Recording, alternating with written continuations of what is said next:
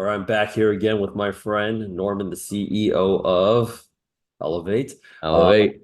yeah, there we go. There we go. How's everything going for you, man? What's going on? It's a beautiful Monday. Let's freaking do this. Let's talk to Let- some folks.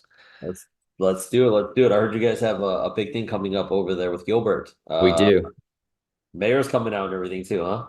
We do. So we are one of the first programs in the country, I believe, where we actually get to partner with towns and cities and they pay for tuition of local students. And then we bring the employers. So we train the students, we bring the employers, we get them to meet. Um, and hopefully it comes to a town or a city near you with enough demand. But this is happening here in the state of Arizona in 3 days. Woo! I love it. I love it. We're working directly with towns and cities right now. Yep. Fantastic. Okay. So with that said, in today's video, we're gonna go out there and cover what do you do in tech sales? Like, what's your typical day looking like? And then more importantly, Yeah. we've already covered this in day-to-day responsibilities in a previous video, but how does your role change going from the first 90 days of your job where the expectations obviously lower to like Q2, your Q3, and then ultimately Q4 in the Mhm. evolution of a 1 year. So starting off the most basic, what's the first day looking like of your first quarter in your new tech sales? Mm. So if you're just starting out in tech sales role, you're probably starting out as sales development representative or business development representative, which means this is your foot in the door. And the first thing you need to be aware of is what your mindset's like, and that you are coming in here to learn, to learn, to learn, to learn, to learn, and to hustle and put some energy and work in.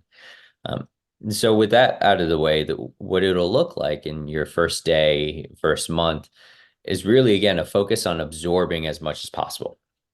Okay, so your first day, your first week, and your first 2 weeks, you really should be focused on getting to know as many of your colleagues that are in your department as possible. So your sales team, the other SDRs, the other BDRs, accounts executives, managers, etc. Individuals who are selling, the other SDRs, the BDRs, the account executives, you want to be meeting with them and you want to be finding the one, two, or three people that you connect with, but that are also high performers. And you want to be establishing a relationship and asking for their time, right? Okay. Making the ask to meet with them once a week, once every 2 weeks, and just be a fly in the wall and listen to what they're doing. How are they talking to customers, etc. So again, learn, learn, learn, learn, right? And so you want to be focusing on some of the highest performers. You Mhm. want to be following them, being a fly on the wall. And then you want to do the same with management. And management, you want to be having a weekly, bi-weekly cadence where you're connecting with them. And it's not because you want to learn everything from them directly. It's more of you want to understand what they're looking for to track if you're being successful.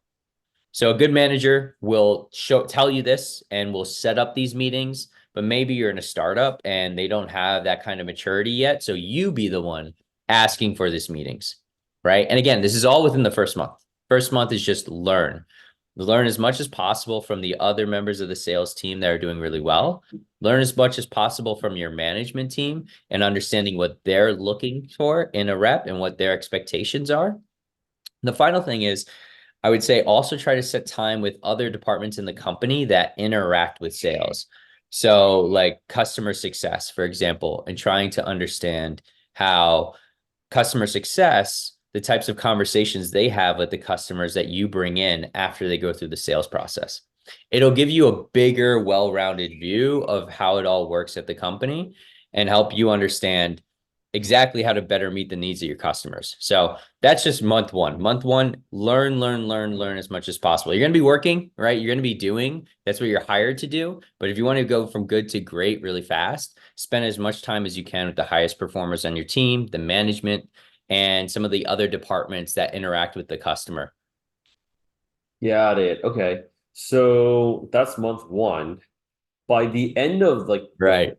90 days, because usually Yeah. companies really only have that bandwidth for the first like 3 months, right? Right. And then it's kind of like, yo, what's going on here? Yep. What are the expectations? Yeah. What are the expectations of your first quarter, your first 90 days on the job? Yeah. So you are part of what's called your a ramp period, which means a company's hired you, and for a period of time, usually 3 months or so, there's different sets of expectations on your performance and what you can do compared to after ramp period, compared to when you're supposed to be a fully fledged rep and you don't have any sort of trial period to rely on, right? So, yeah, I said in the first month it's also learning, but you're also signing up for tech and tech sales. And so this is a culture that's fast paced. So while you're learning, you need to be doing, you need to be ramping up, which means you need to be moving as fast as you can to hit the quota and activity expectations that you would have after your ramp period. That ramp period, that maybe 2 months, maybe 3 months, maybe 1 month for some companies, is really the period where you get a lot of grace from your company and they say, okay, the expectation for everyone else is this, but if you're in ramp, it's going to be at this, right? So they say you're learning, you're going to make a lot of mistakes, you're not going to be as productive as some of the other reps that are past ramp period. But your job is to try to move as fast as possible to achieve the same activity and quota expectations that you would achieve if you were after ramp period, right? That's how you're being evaluated. Does it take you 3 months, 4 months, 5 months to be able to get to the same level as your peers? Does it take you 1 month, even though you're allotted 3 months, right?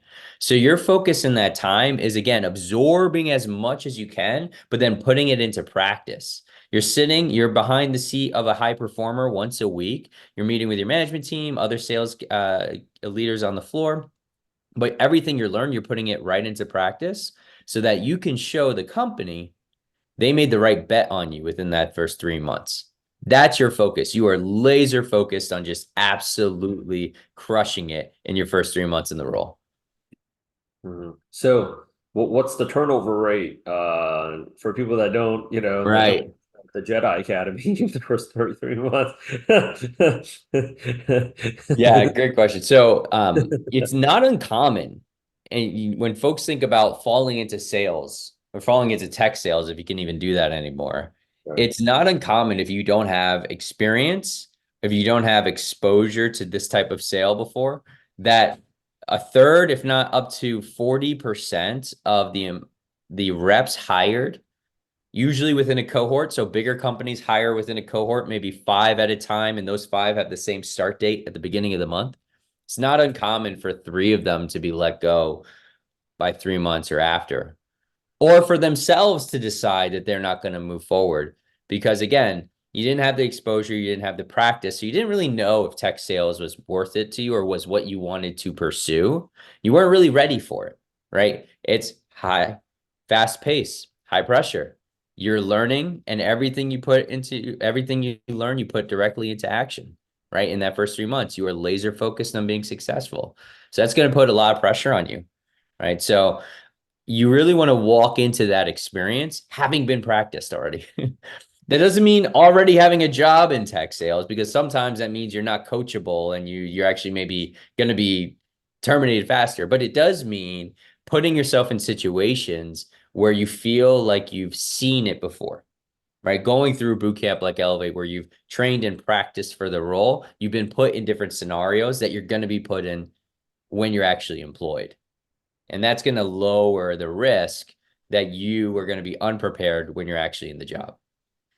100%. Because I remember with my first role, I was really stressed out about starting the job, but at the same time, I also didn't know how to prepare for the job. So 100%. right, right. So I was like, it's like, congratulations, you got the job. Oh, well, what am I supposed to do now, right? So this Um, is coming from a guy from Google, right? So I, again, don't have a college degree. I was able to make it into Google in the tech sales role. The first 3 months, I was hiding from my management team and from other sales leaders because I was so scared of me them seeing me as a phony and being and seeing how bad my calls were and my activities were, etc. Right? Had I had the experience or the exposure beforehand, I might have more confidence or just the guidance of how to be successful in that role. I wouldn't have wasted. I was lucky. Again, I was lucky again that after 3 months, they kept investing in me and I ended up becoming really, really successful. But if I had the exposure, I wouldn't have had the pain for as long as I did. I think that's actually the I think that's actually one of the main reasons why people actually fail. It's just that lack of support in the beginning. Your manager either is a bad manager that does not know how to support you because that person was never supported. Your manager might be really good, but also doesn't have the time to go out there and support you. So it's like you're getting a slither of it, and then you also not knowing how to ask your management team for help. I fell into, well, actually, no, all three things also happened to me at one time. Like I didn't know how to ask for help. Help wasn't Yeah. good, but also there was no time to help me out. Right. So you're just really grinding it out. So with the Elevate community, you're making sure all three, you're making sure that you're getting covered on all three sides. Um, now I by will the say, time, I will to add to that, I'm sorry to please, interrupt. please, please, please. There's on the other side of it, there's also so there's asking for help and being in a culture that will receive that help. Like, I was able to get at Google, which you were talking about before. There's also who you are and how you show up to the opportunity, right? We was talking in the beginning there that your first 3 months is you really want to be learning and putting the mindset of learning and being, number two to everyone around you and trying to gather as much as you can from them. Uh, that means that you have to be in a coachable mindset, 100%, right? There's a great, I think, like grid on this where if you are doing everything you're supposed to, meaning an employer says, here's how we win. These are the activities that we use to be successful in a sales role, in a sales capacity. And you're doing everything you're supposed to, but they're still not working for you. That's not always a you problem. That could be a company problem. The company might need to reevaluate some of what has been sent as guidance to its reps. And if you're in a good team, that's what they will do. But if the company tells you this is our path to success, this are the things that we need to do, and you're not doing them, you're doing things your way, you're refusing to be coachable and to have a learner's mindset, then you're the problem. So I think it's also really important for everyone when you want to be in this space, you have to have exposure and you have to come into it with the right mindset. You're hungry, there's huge opportunity for you, over 6 figures for sure, easy. But you've got to be the right person and you've got to be the right person up here. 100%. So by the time that you get over to Q2, right? That I think that's kind of like the leap because most people wouldn't even make it that far. Yeah, There's a good portion that won't make it that far. I think like at least 60% will. right. What changes from Q1 to Q2? Because it's kind of like you've been here for 90 days. You should kind of Yeah, know what's going on right now. yeah. Um, Unfortunately, a lot of people, I saw a lot of people when I was on the job that looked as confused month six as they were like, the first six Yep, minutes in the lobby. yep. What happens in Q2? So usually for you to have gone to this point, you've got some early success. You're doing things right. Hmm. Right? Because otherwise, you may decide that this isn't for you, this isn't the right career path for you. You may quit, etc. if you really wasn't working out. So for you to get here, you're doing great. Congrats. You're following instructions, you're hitting goals, you're talented, you've gotten some great training from Elevate. But you're doing great. And so at this point, this is when you start getting your first tests of resilience because you're going to have some initial successes. And so your real focus is about refining everything you're learning and getting into a playbook. Okay. You're an SDR, you're BDR, so you're reaching out to potential prospects. You're trying to get their attention and persuade them that they should meet with your company because you're going to solve a problem of theirs, right? So you're getting to be pretty good at a certain type of prospect. When you connect with them, you always seem to know exactly what they're looking for and how what they're looking for is exactly what you can offer. And you get them to these meetings. So it's about refining that playbook and being consistent. So every day you have a schedule, every week you have a schedule, you have things that you say and what you write, these channels and activities that get you meetings and make you successful in your role. It's just about hunkering down and refining. Now, I say resilience is a key point of it because at this 3 to 6 month part, you're probably going to start getting your first big failures too. So things I that believe worked for you, yeah, things that worked for you, maybe a month of reaching out to prospects a certain way worked for you and it was just killer. And you're like, this is it. I'm just gonna hit copy and paste and this is all I'm gonna do. And that's it. I win. And then they don't. And then all of a sudden it just stops for 2 weeks, 3 weeks at a time. And then everything is dead in your pipeline, as we call it, right? So do you look at that moment and you get into self-doubt and you say, I'm not a good fit for this world? Or do you look at that and say, okay, I need to learn new tips, new techniques to get better and reposition what I'm saying? Right. You're gonna hit this from three. We all hit it. We all hit it. We hit it almost every 3 to 6 months in the profession. So just be prepared. You're doing well. You've got a playbook that works, but you're probably going to get your first couple of failures that are going to force you to pivot. And again, if you got that learner's mindset, you should do fine. And you'll be able to change up how you approach, get back at it, and still continue to be successful.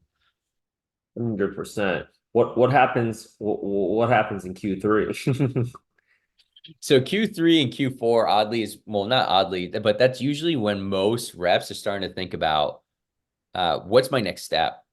Am I going to stay in an SDR role or BDR role or be promoted? I mean, for most jobs, Q3, meaning 9 months in, even a year in, and you're thinking about being promoted, you'd be looked at as being expectant or something, right? But in tech sales, this is kind of the norm for an SDR BDR role. It's high pace, it's high intensity, and it's focused on getting a lot of opportunity in the door as fast as possible. So there's a little bit of it that you can't really be doing this role for 3 years straight. And you probably already learned a lot of what you need to learn to be really, really good as an SDR BDR in that first 9 months to a year. So the next step is how do you take it to the next level and start thinking about, can I become a senior rep? Start training others perhaps, or maybe work on companies that are harder to start conversations with. I used to focus on companies that were really, really small and I can get a CEO on the line quickly. Now I want to go after the Facebook account and try to break into something that's really hard that everyone tries to break into. Right. So that's, again, bringing your development to the next level. It could also be, you think you're doing really well where you're at, but now you want to try being a closer. You want to try making the money a closer makes. So you want to actually not only set the meeting, but close the deal, negotiate a contract, and get them to sign. So around 9 months to a year, this is when you're going to start thinking about all these things.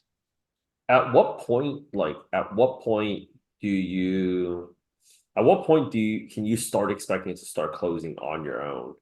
I think like at a B2B level, I mean, there are some of like the rock stars out there, but I think Right. Q1 is like a little bit soon. But can Yeah. you like Q2? I think some people do make the leap if they really can.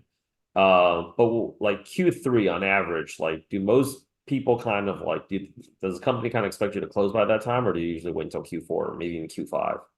So, a lot of folks think that when you get into this space, the Mhm. journey is just kind of this pace, and it's almost like the ladder, right? They're all each peg is equal distant from each other, and so you just guaranteed to go here at this stage and here. And reality is, it actually might change depending on the company that you're with. I'll give you a great example.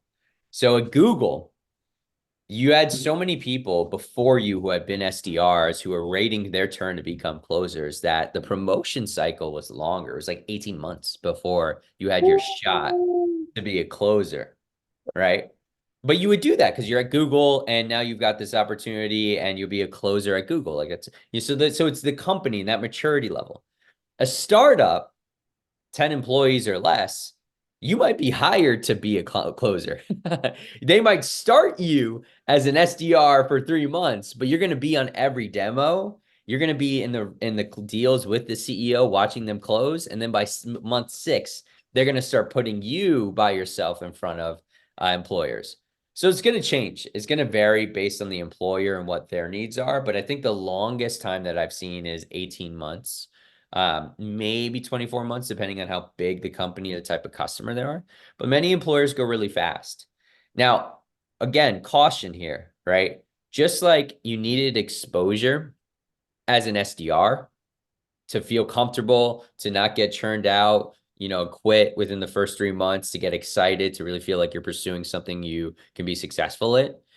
If you don't have that as an account executive, you can get promoted to account executive, but not be successful as an account executive for 6, 8 months.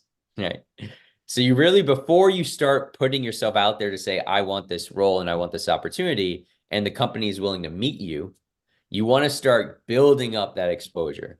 And that could mean coming back to Elevate and getting training. It could mean continuing to build a network of other closers and kind of continue to listening them. But you want to go in there with some momentum because just like as an SDR, your first couple of times up to bat weren't that great. Same thing with the AE role. 100%. Q4, what are we looking at here? There we go. So Q4, you've made a decision, right? You may already be having conversations to get promoted with your manager. You may be deciding that you want to move into a different type of lateral move somewhere else in the company. Or you've decided you're going to keep doing the SDR role, maybe go senior SDR and start thinking about being a manager within the next 6 months or so. So, but that's how you're thinking about it, right? Your first 6 months, get good, get repeatable, be disciplined. The half of the 6 months, stay disciplined, stay repeatable, and then start thinking about how you can have a bigger impact, being a closer, being a manager, moving to a different department. But that's fast. Nowhere else in the country, not many jobs I know. And you're like, okay, cool. 12 months, you're moving on to bigger and better things. All right. So it's here for you. Just be serious, work hard, be coachable. That's all there really is to it. And All there is to ready it. to go out there and make that transition. Yep. Give us your contact information. We'd love to go ahead and set up a time to go out there and chat with you and to see how we can go out there and actually make this dream of yours become a reality. Nora, I know you're really, really busy this week because you got the mayor coming in. Looking forward to speaking with you again, man. Thank you. You too. See you, Rich.